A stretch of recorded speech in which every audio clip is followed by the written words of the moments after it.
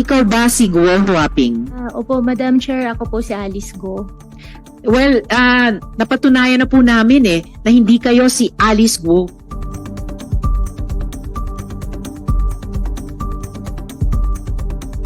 Sagutin mo kaming ganyan, pagkataas mo kaming bastusin, pagkataas mo kaming takasan, sasabihin mo may death threat ka, tapos di mo masabi kung saan galing yung death threat mo. Hindi mo masabi kung dito sa Pilipinas o sa abroad.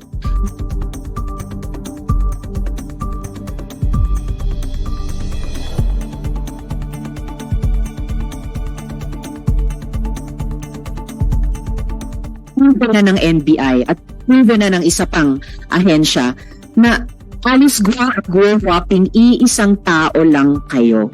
At yun yung patuloy na pinagsisinungalingan mo sa komiteng ito.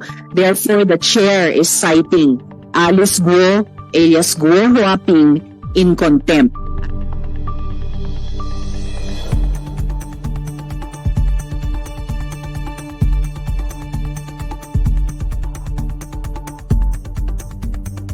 Ikaw ba ito? Madam Chair, ako po si Alice Go po. No, hindi yan ang tanong ko sa inyo. Ang tanong ko po ay, meron kang monitor sa harap mo, kita mo yung page ng passport. Kayo ba yan sa photo na yan? At asking yung pangalan nyo. Alam na namin, Guo Huaping.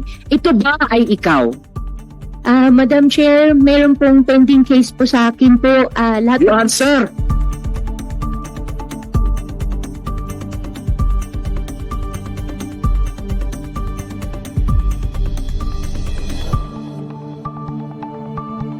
Sino ang nagbabanta sa iyo?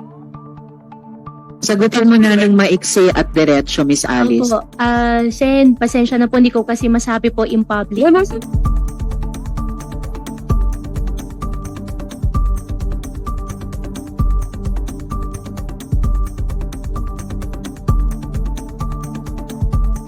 Sulat sinong may-ari at facilitator sa yate at sabihin mo sa amin saan ka sumakay. Sen, gustong-gusto ko po talaga i-discuss. Pero di natatakot po ako gusto mo pala di i-discuss po sabihin mo public. sa amin. Nakakapikong ka na, ha? Nakakagigil ka na.